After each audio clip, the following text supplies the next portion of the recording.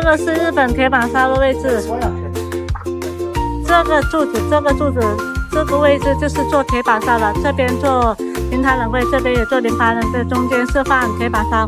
后面阿明站的这个位置是那个洗碗区域，这2堵墙会封起来的。然后下面印度泥炉，然后这边一排过大概5米长的烟帐，这里放圆筒风机，然后风管直接这边过。